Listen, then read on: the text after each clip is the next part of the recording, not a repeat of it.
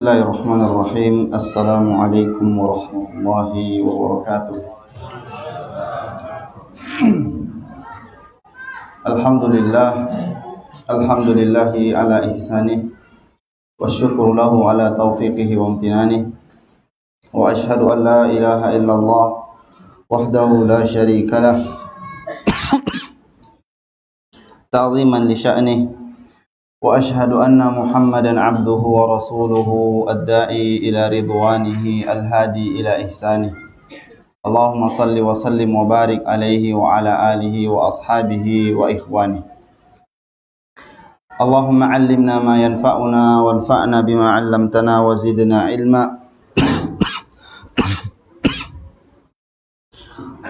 Allahumma la sahla illa ma ja'altahu sahla wa anta taj'alul hazana idza syi'ta sahla. Allahumma inna na'udzu bika min ilmin la yanfa' wa min qalbin la yakhsha wa min nafsin la tashba' wa min da'watin la yustajabu laha. Amma ba'du, ma'asyiral ikhwah wa muslimin dan muslimat yang sama-sama dirahmati dan dimuliakan Allah. Puji dan syukur kita panjatkan hanya kepada Allah Subhanahu wa taala sebagai bentuk kesempurnaan tauhid kita kepada Allah Subhanahu wa taala, di mana kita hanya memuji dan bersyukur kepada Allah Subhanahu wa taala dan beribadah hanya kepada Allah Subhanahu wa taala. Setiap ibadah yang kita lakukan kita hanya tujukan kepada Allah Subhanahu wa taala. Kita berusaha untuk menjadikan ibadah tersebut semurni-murninya ibadah, tanpa dikotori dengan kesyirikan baik yang kecil maupun yang besar. Salawat dan salam begitu juga senantiasa tercurahkan kepada Nabi kita yang mulia, Nabi Muhammad sallallahu alaihi wasallam. Segala perjuangan yang beliau dan para sahabat serta keluarganya telah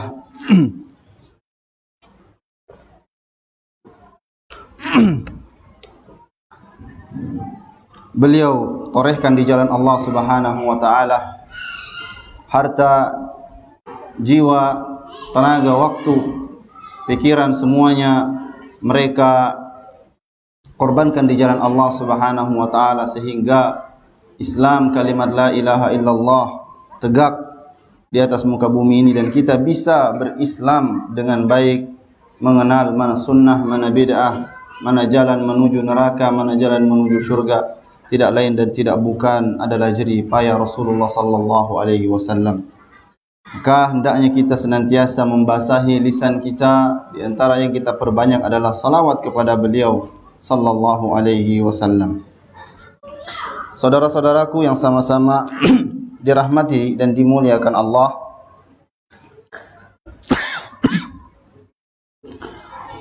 kita melanjutkan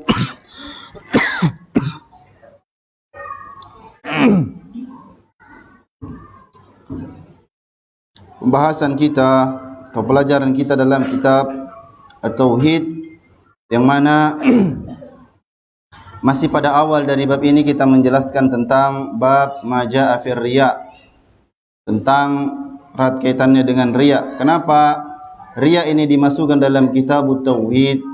Karena dia tergolong daripada syirik. Ya, karena di kitab At-Tauhid kita ini menjelaskan tentang kesyirikan, dan riya adalah jenis dari kesyirikan, sehingga dibawakan di dalam bab ini.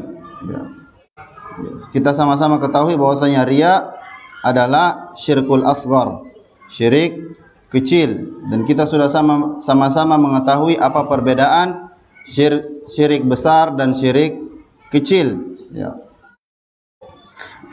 Kemarin kita telah menjelaskan tentang beberapa dalil atau baru satu dalil dari bab ini terkait bahayanya riya tersebut.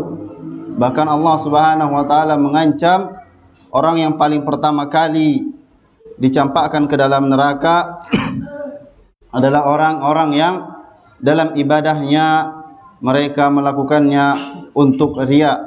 Ya. Mereka mencari tujuan-tujuan yang sifatnya dunia. dari pujian manusia. Jadi ibadah yang dilakukan yang harusnya untuk Allah Subhanahu wa taala, murni untuk Allah Subhanahu wa taala, maka dia melakukan itu hal tersebut untuk mendapatkan tujuan-tujuan dunia. Itu supaya ingin terlihat tampil, supaya ingin diakui, supaya ingin dipuji dan manusiawi. Seseorang itu kenapa diperintahkan untuk lisan, karena lisan ini memang paling banyak sekali, kata Rasulullah sallallahu alaihi wasallam, di antara sebab yang menjerumuskan seorang ke dalam neraka. Afatul lisan, bencana lisan, dan banyak orang yang tidak mampu menahan lisannya. Banyak orang yang tidak mampu menahan lisannya, sehingga dia merasa sepele. Padahal kita tahu bahwasanya ma yalfidhu min qaulin illa ladaihi raqibun atid. Tidak satu pun ucapan yang keluar dari mulut kita melainkan di sisi kita ada raqibun atid, ada malaikat pengawas, ada malaikat penjaga yang senantiasa mencatat setiap huruf yang keluar dari mulut kita. Artinya akan dimintai pertanggungjawaban setiap ucapan yang kita ucapkan. Oleh karena itu hendaknya kita tidak berbicara, tidak mengucapkan kecuali memang hal tersebut penting, membawa maslahat. Kalau tidak, maka seorang hendaknya lebih banyak diam, karena itu demi keselamatan seseorang. Maka termasuk riya. Kenapa seseorang terjerumus ke dalamnya? Yaitu tadi, karena sifat manusia sifatnya adalah at-tasaddur. Kalau bahasa kekiniannya adalah selalu ingin eksis, ingin terlihat, ingin diakui, dimanapun itu berada, dalam dunia nyata, dalam dunia maya, maka itu sifat manusia, dan itu adalah sifat yang membahayakan. Ketika sudah muncul di dalam hati kita, siapapun dia, seorang ustadz, seorang balik, seorang penceramah, seorang imam, seorang guru, seorang apapun dia, tatkala sudah muncul penyakit at-tasaddur, pingin eksis, selalu pingin terlihat maju. Kalau ada hal-hal yang bisa membuat dia terkenal, maka dia orang yang pertama. Maka ini adalah bencana terbesar. Maka hendaknya kita bisa mengekang diri. Meskipun kita mungkin orang yang layak, maka pandai-pandai menahan diri. Pandai-pandai menahan diri. Baik. Pada pertemuan yang lalu kita telah membacakan hadis yang panjang terkait permasalahan riya. Kemudian di sini muallif rahimahullahu taala juga membawakan firman Allah Subhanahu wa taala dalam surah Al-Kahfi, di mana Allah Subhanahu wa taala berfirman, "Qul innama ana basyarum mithlukum yuha ilayya annama ilahukum ilahu wahid." Faman kana yarju liqa'a rabbih falyamal 'amalan shalihan wala yusyrik bi'ibadati rabbih ahada. Ini juga senada. Kata Allah Subhanahu wa taala kepada nabinya, katakanlah wahai Muhammad, innama ana basyarun mithlukum. Sungguhnya aku ini adalah manusia biasa seperti kalian. Namun ada perbedaan antara diriku dengan kalian. Yuha ilayya annama ilahukum ilahu wahid. Dan ini perbedaan kita antara kita dengan Nabi. Nabi itu mendapatkan wahyu. Artinya kebiasaan manusiawi itu juga berlaku kepada Rasulullah sallallahu alaihi wasallam. Sehingga seorang tidak boleh gulu kepada Nabi sallallahu alaihi wasallam, menyembah, mengangkat derajatnya lebih dari yang ditetapkan oleh Allah Subhanahu wa taala. Kemudian Allah mengatakan, "Faman kana yarju liqa'a rabbih", barang siapa yang mengharapkan perjumpaan dengan Allah, artinya perjumpaan yang baik. Karena perjumpaan itu ada dua, semua manusia pasti berjumpa dengan Allah. Orang kafir berjumpa dengan Allah, orang mukmin berjumpa dengan Allah, namun beda perjumpaan mereka, ya. Maka kata Allah, faman kana yarju liqa'a rabbih, barang siapa yang ingin berjumpa dengan Allah, artinya perjumpaan yang baik, ya, falyamal amalan salihah, maka hendaknya dia beramal dengan amal salih, kemudian wala yusyrik bi ibadati rabbih ahada, dan jangan sekali-kali dia menyekutukan Allah Subhanahu wa taala dalam amal solehnya tersebut dengan sesuatu apapun. Kalau Anda salat, salatlah dengan ikhlas. Kalau Anda berinfak, infaklah dengan ikhlas. Kalau Anda membantu orang, bantulah dengan ikhlas, tanpa mengharapkan imbalan. Oleh karena itu, di antara contoh infak atau membantu orang yang menunjukkan keikhlasan seseorang, dia tidak mengharapkan kalimat terima kasih. Kita kan banyak ketika membantu orang, kita enggak berharap mungkin dia balas kebaikan kita, tapi ketika dia tidak mengucapkan terima kasih, barangkali ini sudah dibantu, enggak tahu diri. Anda beramal untuk siapa? Kita beramal untuk siapa? Oleh karena itu, ya, mau orang terima kasih, mau enggak terima kasih, tetap dibantu. Karena kita beramal, bermuamalah kepada Allah Subhanahu wa taala, bukan kepada manusia, ya. Kemudian yang ketiga adalah hadis dari Abu Hurairah secara marfu. Qala Allah Ta'ala, artinya ini adalah hadis qudsi. Allah Subhanahu wa taala berkata, ana aghna syuraka'i anis syirk. Aku adalah zat yang paling tidak membutuhkan sekutu. Man amila amalan asyraka ma'i fihi ghairi taraktuhu wa syirkahu.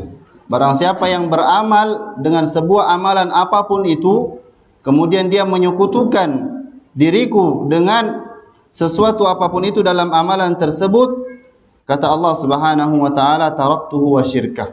Ya, saya tinggalkan dia dengan sekutunya. Artinya Allah Subhanahu wa taala tidak membutuhkan ibadah yang kita lakukan tersebut. Allah enggak butuh dengan salat kita, Allah enggak butuh dengan haji kita, Allah enggak butuh dengan seluruh amal ibadah kita, yang mana di dalam amal ibadah tersebut terdapat bentuk penyekutuan Allah Subhanahu wa taala. Di antaranya adalah riya tadi, ya. Maka hati-hati. Oleh karena itu, bencana yang ditimbulkan riya ini adalah luar biasa. Meskipun dia dikatakan syirkul asgar, syirik kecil, tapi cukuplah hal tersebut membuat seorang itu takut dan waspada tatkala riya tersebut muncul di dalam ibadah seseorang. Kemudian Nabi sallallahu alaihi wasallam juga mengatakan dalam riwayat yang disampaikan oleh Abi Sa'id Al-Khudri secara marfu, Allah mengatakan, ala ukhbirukum bima huwa akhwafu alaikum indi minal masih dajjal. Maukah aku beritahu kepada kalian sesuatu yang lebih aku takutkan menimpa kalian dibandingkan fitnah Masihid Dajjal? Kita tahu bahwasanya tidak ada fitnah yang paling besar yang Allah ciptakan semenjak bumi ini diciptakan sampai hari kiamat. Tidak ada fitnah yang lebih besar dengan fitnah Dajjal, ya. Fitnah yang muncul di akhir zaman sebagai bentuk tanda kiamat kubra, ya. Allah jadikan sehingga bahkan setiap nabi yang diutus kepada kaumnya tidak pernah lupa untuk mengingatkan kaumnya tentang bahaya dan dahsyatnya fitnah Dajjal. Namun Nabi sallallahu alaihi wasallam mengatakan, maukah aku beritahu kepada kalian sebuah fitnah yang lebih aku takutkan menimpa diri kalian dibandingkan fitnah Dajjal?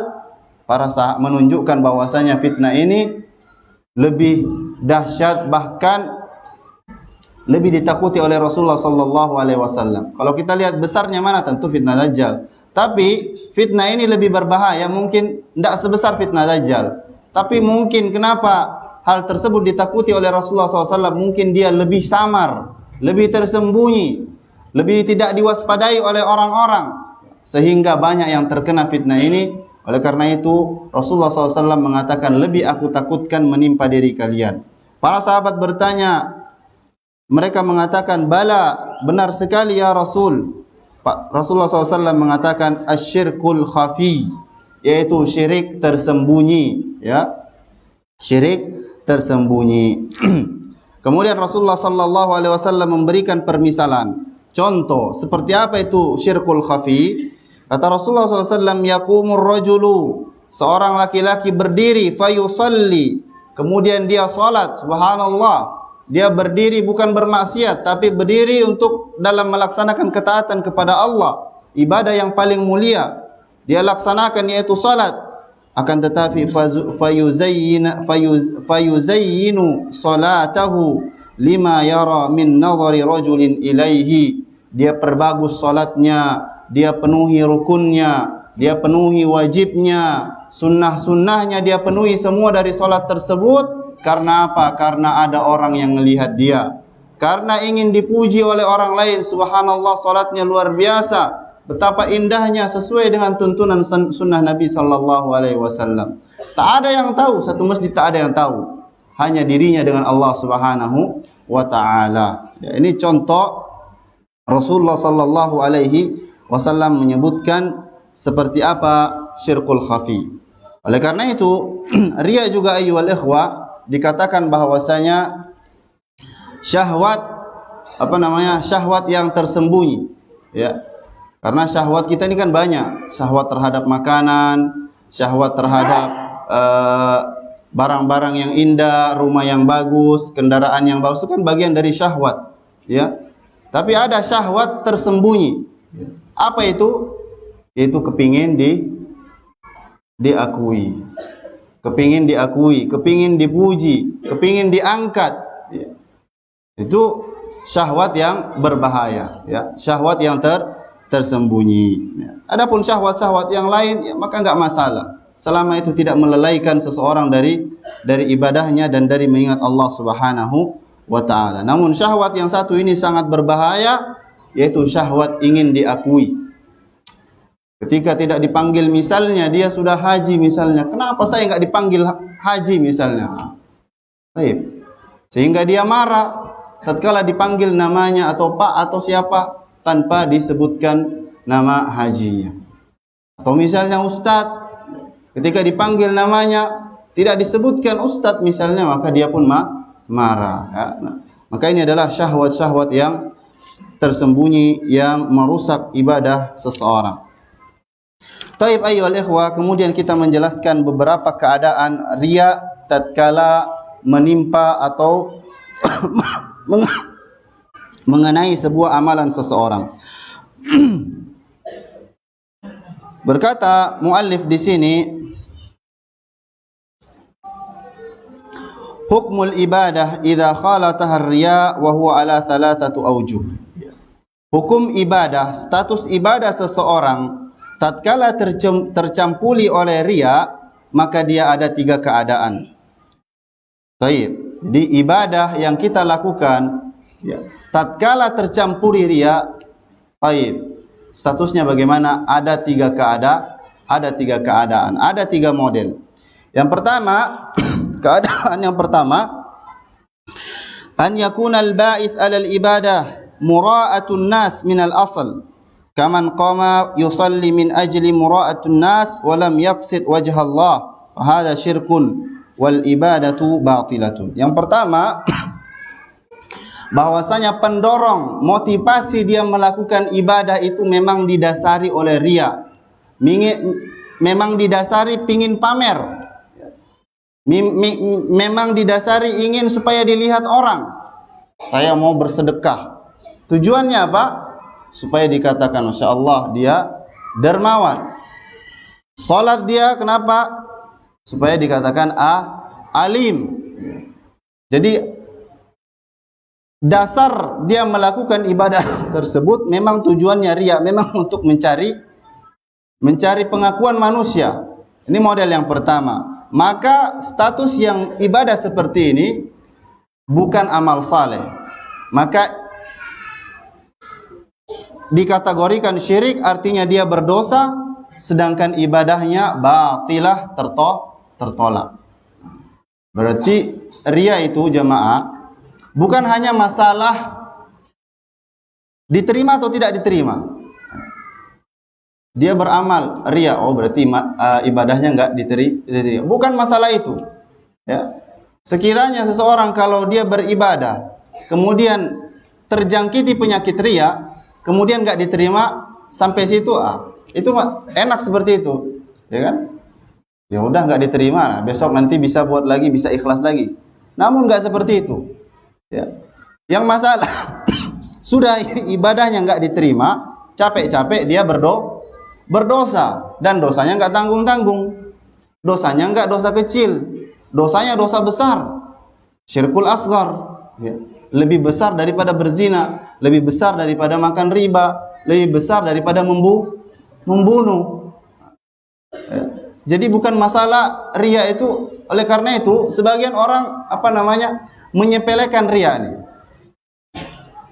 Nah, kita sudah belajar tauhid, ya, dan menganggap hal itu adalah hal yang enteng, hal yang ringan. Padahal hal yang luar biasa. Sehingga dia beramal langsung, harusnya tatkala seorang ingin beramal, dia periksa dulu hatinya. Saya ikhlas enggak ini? Kalau masih ada noda riya, maka dia bersihkan. Karena ta'ala gunanya ibadah tersebut, infak yang besar tersebut yang capek-capek kita lakukan, ternyata kalau ada riya di dalamnya, ada penyakit, ada rasa ingin diakui, ada rasa ingin dikatakan Masya Allah, sia-sia. Ya. Kita dapat dosa, dosanya besar, kemudian ibadah kita tidak diterima oleh Allah Subhanahu wa ta'ala. Itu keadaan yang pertama. Kemudian yang kedua, ini udah pernah kita jelaskan ini, cuma diulang lagi. Kalau ditanya pun kayaknya entah masih ingat ya. Atsani an yakuna musyarikan lil ibadah fi athnaiha. Itu keadaan yang kedua jamaah, bahwasanya riya itu muncul di tengah-tengah ibadah. Jadi tatkala dia ibadah, niat awalnya adalah ikhlas. Infak, ketika dia berinfak awalnya ikhlas, ya.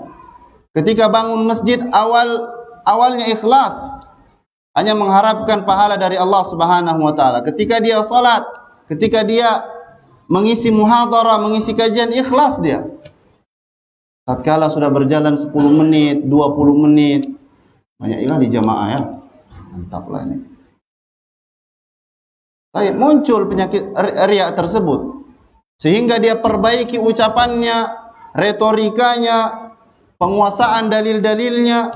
Begitu juga yang beribadah dengan harta, semakin banyak dia lakukan semakin. Namun pada awalnya dia lakukan itu ikhlas. Riya datang di tengah-tengah amalan tersebut. Kata muallif di sini, maka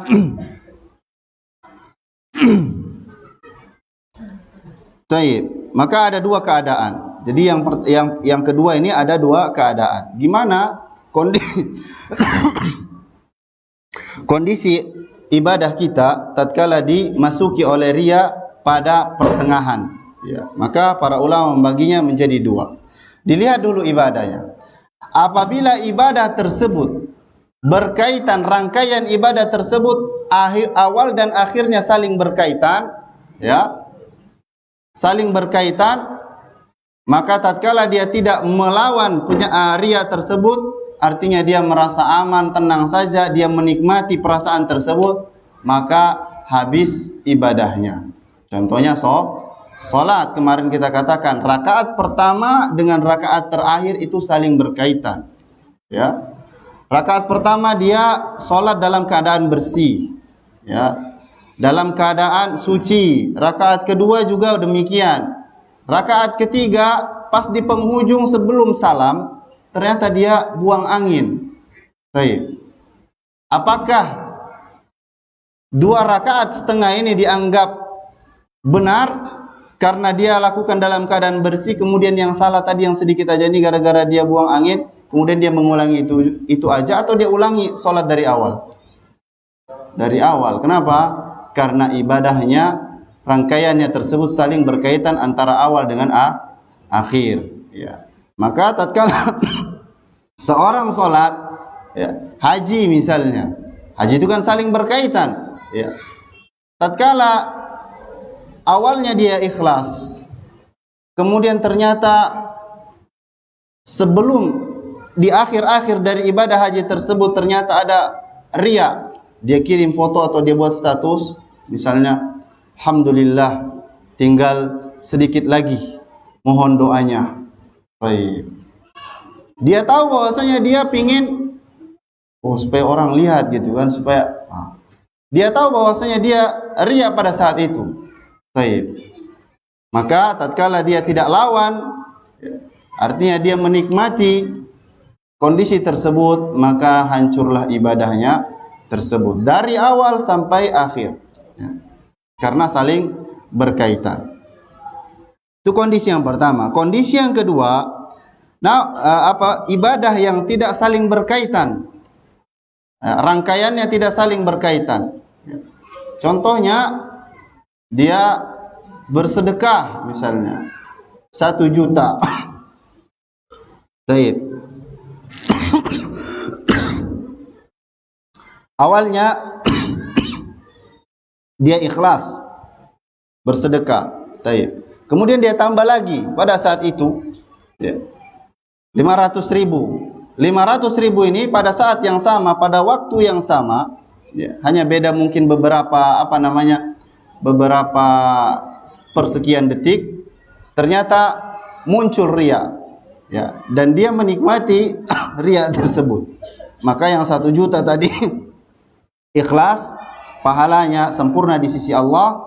Adapun yang 500.000 tidak bernilai alias tidak diterima oleh Allah Subhanahu wa taala. Contohnya juga misalnya baca Quran, Baca Quran misalnya 5 lembar pertama ikhlas dia baca. Ternyata masuk lembaran yang ke-6, datang kawan, maka dia perbagusi suaranya. Supaya bilang mantap.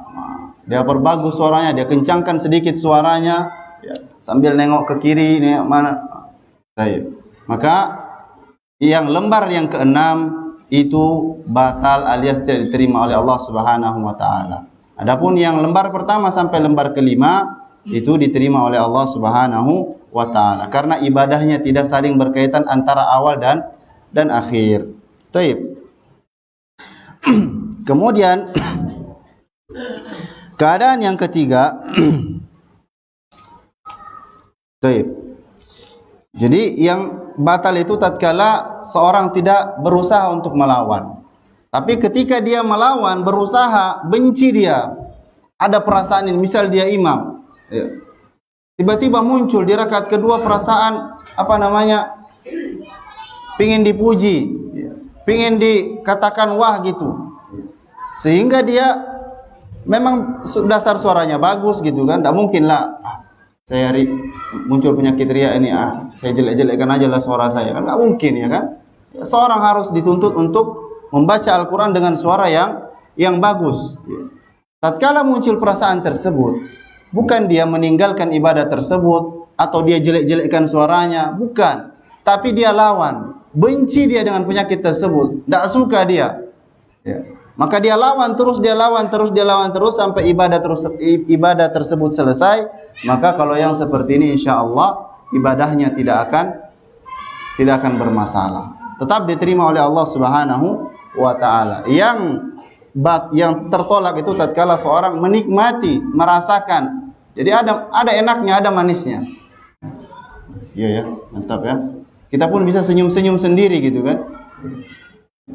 Maka yang seperti itu yang tidak diterima oleh Allah Subhanahu wa taala. Kemudian yang ketiga, keadaan yang ketiga, ma yatra'u ba'da intihail ibadah, yaitu riya tersebut muncul setelah ibadah dilakukan. Muncul setelah sholat, sudah zikir mau pulang, dia imam tadi misalnya, baru dia senyum-senyum. Bagus sekali tadi, suratnya juga mantap. Besar kali suara, jernih kali lah suara hari ini, nggak makan gorengan. Sudah selesai, awalnya dia ikhlas dari awal rakaat pertama sampai terakhir, sampai salam, sholat sunat, kemudian setelah keluar di di parkiran jumpa sama kawan, senyum-senyum dia yang tahu dalam hatinya. Kenapa? Dia ingat tadi, masya Allah mantap kali. Sempat juga tadi tinggi, sempat juga cengkok-cengkok tadi kan. Saya. Bagaimana kondisi seperti ini? Sudah selesai, ya. Maka kata para ulama juga terbagi menjadi dua. Yang pertama,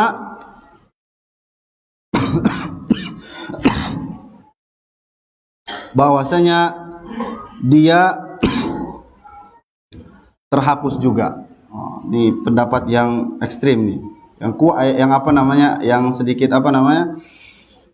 Keras, ya. Bahwasanya dia habis juga, hangus juga. Enggak ada cerita, ya.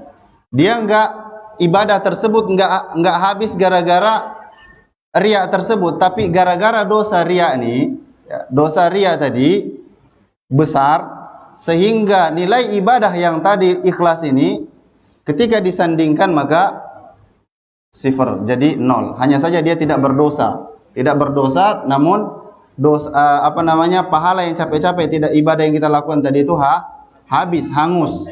Itu keadaan yang pertama. Baik.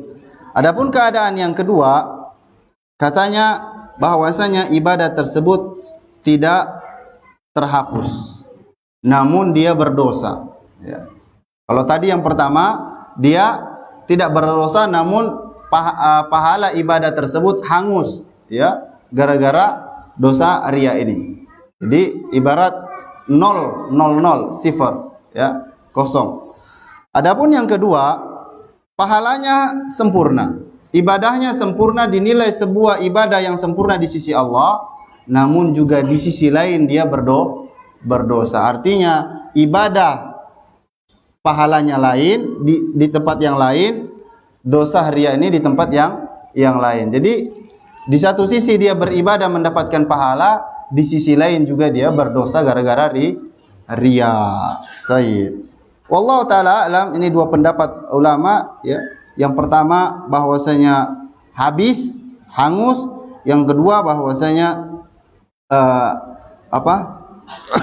tetap terhitung sebuah ibadah yang sempurna di sisi Allah Subhanahu wa taala, namun dia berdosa. Ya. Masing-masing membawakan dalil. Di antara dalil yang mengatakan bahwasanya dia terhapus, firman Allah Subhanahu wa taala dalam surah Al-Baqarah, ya ayyuhalladzina amanu la tubtilu shadaqatikum bil manni wal adza.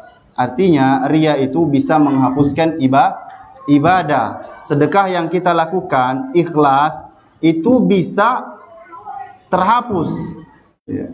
Meskipun sudah 2 minggu yang lalu kita berinfak ikhlas, tiba-tiba minggu ketiga kita bilang sama kawan, saya yang bantu dia, saya yang belikan gerobak tuh, dia jual sate, saya. Baik. Oleh karena itu Allah mengatakan, wahai orang-orang yang beriman, jangan kalian batalkan sedekah kalian bil manni wal adza, dengan menyebut-nyebut pemberian dan menyakiti hati si penerima. Sakit enggak hati antum kalau kayak gitu? Ya udah, kalau mau bantu enggak usah diungkit. Ayo tolonglah bantu ini. Afwan ana sibuk. Antum ini ingat enggak dulu antum mana bantu? Ya, maka ini dalil yang mengatakan bahwasanya amal ibadah itu bisa terhapus, ya, meskipun sudah selesai, meskipun ikhlas, tatkala dia riya. Baik.